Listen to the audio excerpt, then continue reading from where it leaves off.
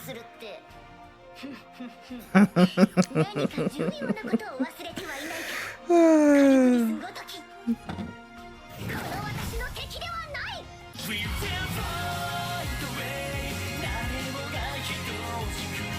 everyone, I'm going to react it to The Time I Got Reincarnated as a Slime, episode 18, Evil Creeps Closer. Last episode, we saw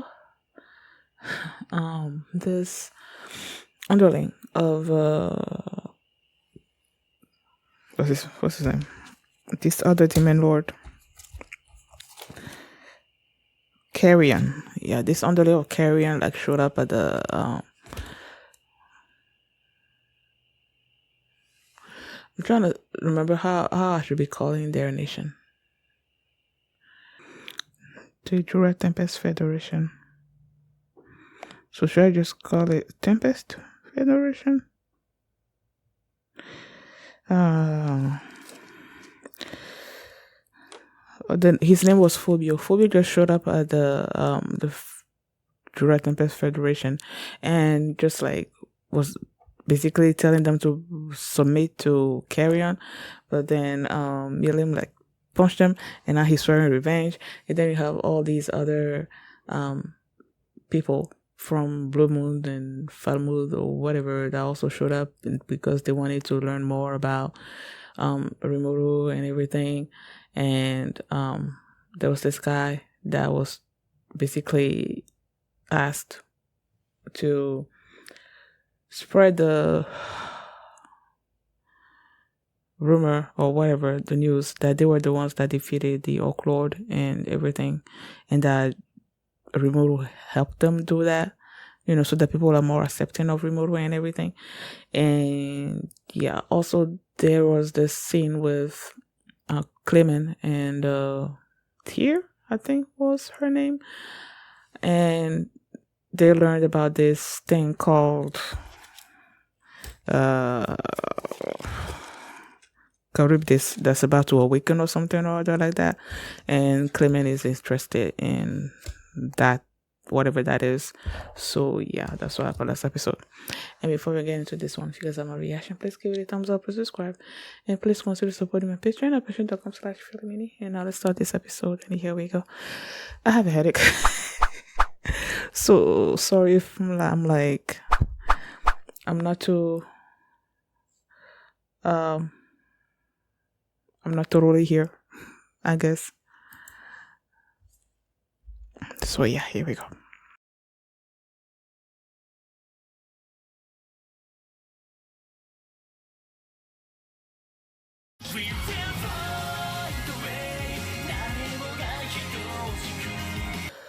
When at the end of last episode, you had what's his name?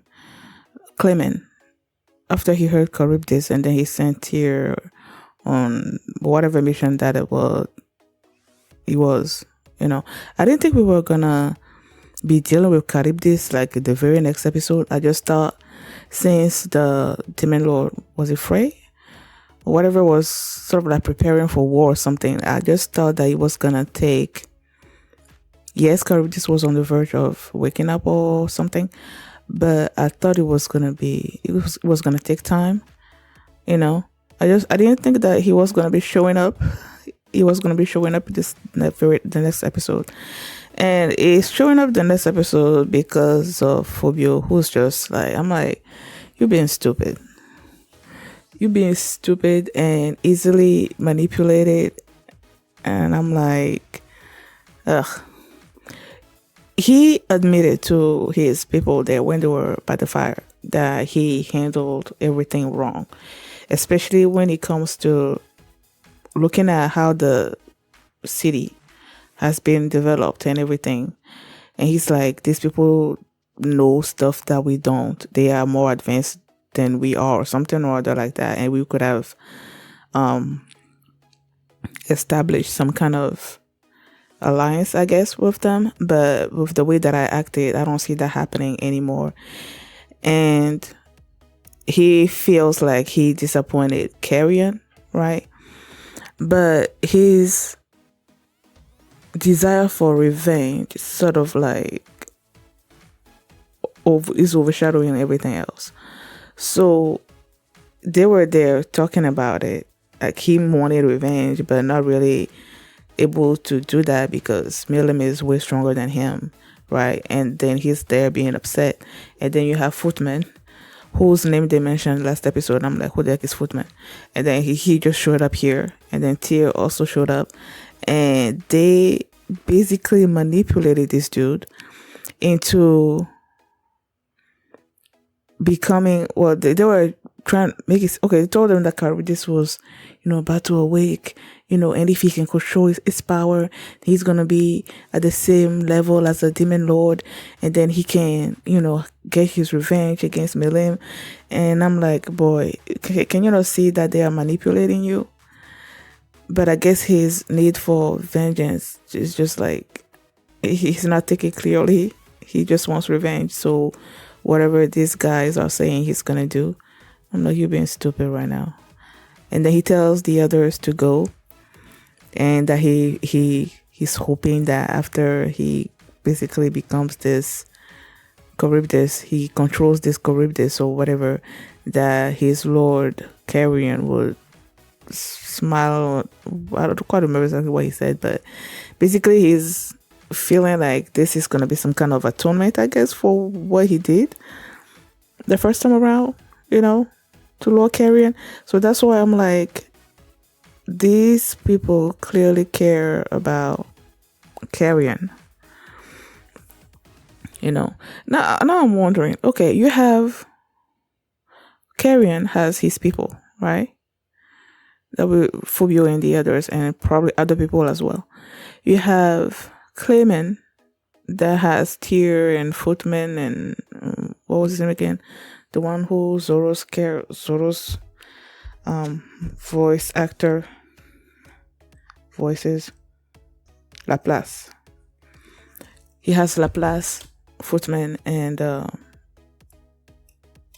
Tyr probably has other people as well. Frey, we haven't seen her, but she's clearly preparing for war, so she has people. Now, what about Milim? It's ever since we've seen her show up, I haven't seen anyone in her corner, someone that's her underling or whatever. So I'm like, is she alone by herself? Like, what's up with that? Now that she's living with the at the Jura Tempest Federation, now that she's living there and she's bestie with Rimuru, she has other people there that are there for her, right? But what about before? Does she not have anybody? So I'm asking myself that question. So they manipulated him. They brought him to this cave where Charybdis is supposedly asleep or whatever, waiting to awake.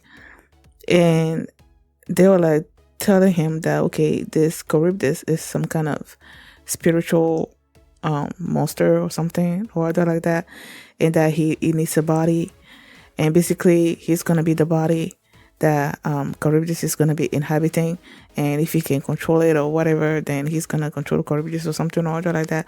And the way they were explaining it, I couldn't help but make the comparison between Ifrit and Shizu. How Leon just like summon Ifrit, and then it's like, okay, they control over Shizu or whatnot. So it felt like that to me. But then when you see the final form, when Charybdis is like making his way toward the nation, it's like, where is Phobio in all of this? He doesn't look like Phobio. He looked like the monster Charybdis is supposed to be or whatever. So I'm like, I don't know. And then Tyr and Footman also brought in these corpses that they said that Charybdis would need to revive. Like if they broke the seal before it revives, that Phobio can like house him or house it or whatever and control it. But then if he revived by itself, then it's gonna take control of the corpses. He's gonna need corpses or something in order to revive, and that's why they brought those corpses there. But then after um Charybdis is now awoke, he awoke, right?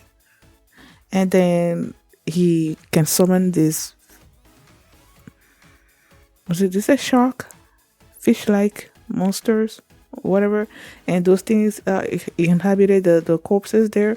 So it's like these 13 shark like fish like things that are, flying toward the nation, you know, with Charybdis in the center. So now they're making their way there. I don't quite remember what they were doing, but they sensed the presence. And oh yeah, Milim and those people from Bluemont that Shizu was, with those three. They came from monster hunting or something or other, I guess, and they were gonna cook the monsters, I guess, have a feast, and that's where they sensed a presence, and it turns out to be Trini's sister Triad, Triya, yeah, Triya, and she's basically telling them, okay, you have trouble, you have Charybdis that's coming toward your nation right now. My sisters and are trying to stop it, but it doesn't seem to be working. So she gave them the download on Charybdis, what kind of monster it was, and apparently it was formed out of the Veldora's magicules or something or other like that. And Rimuru was like, oh, so it's like we're brothers or something. I'm like, okay. And he started thinking, oh, is he coming here because he knows somehow that Veldora is inside me or something or other like that? I'm like, no. That's not why he's coming there. He's coming there because he's being spurred on by the hatred that Fubio has toward Milim. So that's why they're coming there. It has nothing to do with Rimuru, all to do with Milim. And then Milim was like, yeah, I'm gonna get in battle, I'm gonna show my bestie what I can do or something or other like that. But then Shion's like, nope, you're not doing that. And and telling them that they can't really rely on her for everything. So I guess it makes sense that yes, they have a demon lord with them, but if they let the demon lord take care of all their problems, then like if there's a battle going on and Million joins the battle is gonna be like over in like nothing. She's a super powerful character, so it's like you have to bend her. For one reason or another, and in this particular reason it's like we cannot keep relying on you or whatever. And she was so super disappointing, so yeah, now they decided they were gonna let Rimuru handle it. I guess they're preparing for battle, and since Charybdis is like it's not a land-based monster, it's air based, so it's like battle in the air. I don't know how they're gonna do that, but if they need help they can call on Gazelle, Duargo, since they have an alliance now and everything. And Fuse is like, do you really know what you're doing? The Courageous is like this Calamity monster or something. I think that's what Calamity something. And he's like, do you really want to do that? It's like, yeah, well, I can't really run away. Like, can I? I just have to do what I have to do. And at one point, Fuse was like, for being a monster, you think a lot like humans do. And that's why he revealed that he was a human, and was brought into this world after he reincarnated, I guess, into their world. Sort of like, no, she wasn't reincarnated, but she was summoned there. So it's like basically her and Shizu came from the same world, and then he transformed into his human like form that looks like Shizu, and then you have the other three. We're like, oh, Shizu's on. And that was nice. So yeah, they're preparing for battle. Charybdis is coming.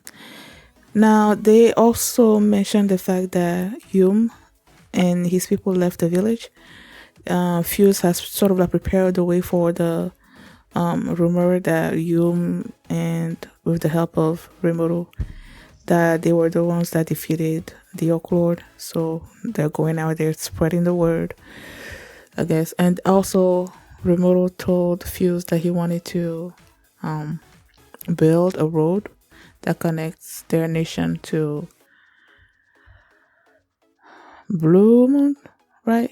So that they can export their goods, I guess. And he wanted Fuse to introduce him to someone that can help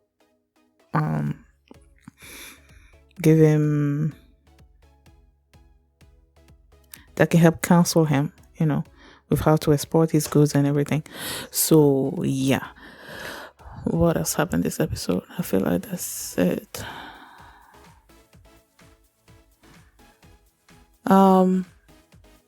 Apparently what not apparently.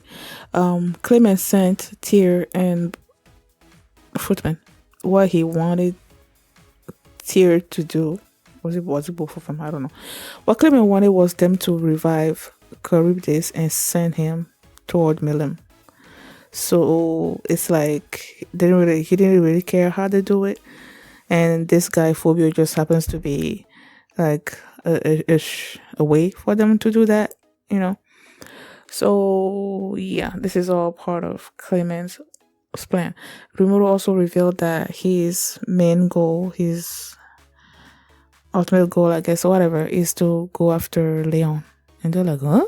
You really want to do that? Because Leon is like on a completely different level than Charybdis, I guess. So it's like, yeah, on my head.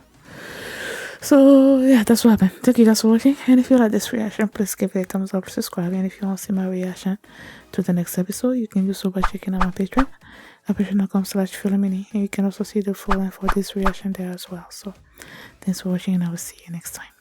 Bye. When all got started, we were steady, they just getting rejected. It seemed like nothing we could do would ever get us respected. At best we were stressed, at the worst it probably still